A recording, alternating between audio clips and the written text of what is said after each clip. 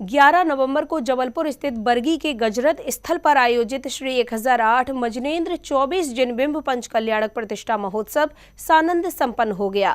आचार्य श्री समय सागर जी महाराज सत्संग के सानिध्य में पंचोत्सव की सभी गतिविधियां संपन्न हुई। अंतिम नगर में शाम को विशाल गजरत परिक्रमा यात्रा निकाली गई।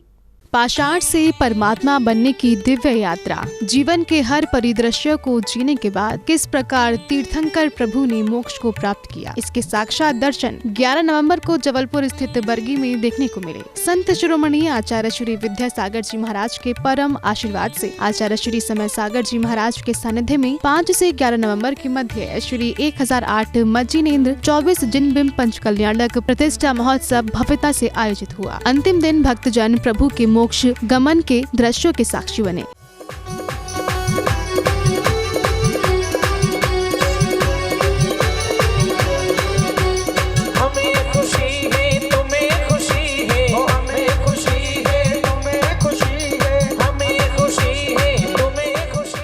प्रभु के मोक्ष प्राप्ति के क्षण के बाद आचार्य श्री ने सभी को देशना देते हुए इन कल्याणकों की गतिविधियों के उद्देश्य से अवगत कराया। और आज पंच कल्याणक का अंतिम दिन प्रातः वेला में गुरु को अपने प्रभु को निर्वाण का लाभ हुआ है।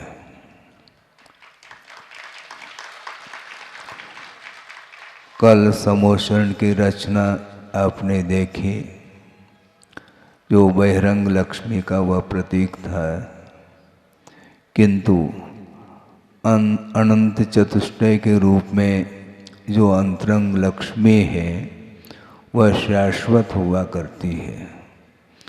अविनश्वर सुख का लाभ उन्हें कल ही हुआ था, किंतु आयु कर्म के अधीन जब तक जीवन रहता है तब तक अव्याबाद सुख का अनुभव संभव नहीं होता है।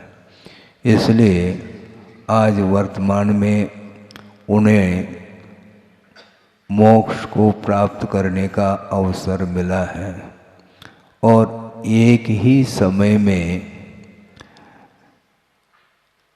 कहाँ पर पहुँच गए। आचार्य श्री ने कहा, मोक्ष का तात्पर्य उस जगह से नहीं है जहाँ कोई महल होगा। बंधन से मुक्त होने का नाम मोक्ष है।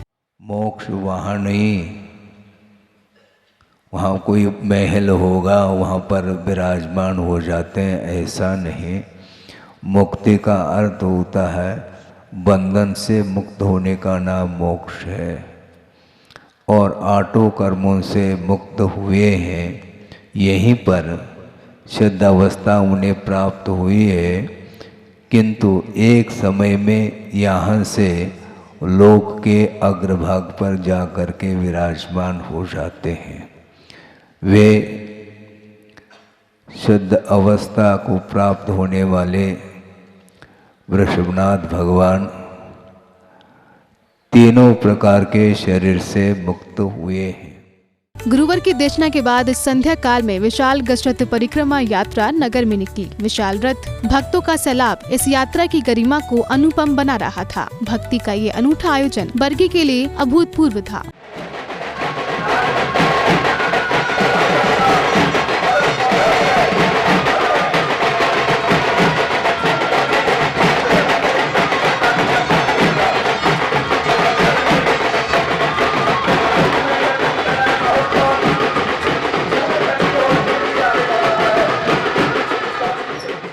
यात्रा के दौरान भक्तों में उल्लास की सीमा नहीं थी। पूरे श्रद्धा और जोश के साथ भक्तों ने इस यात्रा को भव्य बनाया। जिसने भी यात्रा देखी वो नजरें न हटा सका। जैन धर्म का सारा वैभव इस यात्रा में समाहित हो रहा था।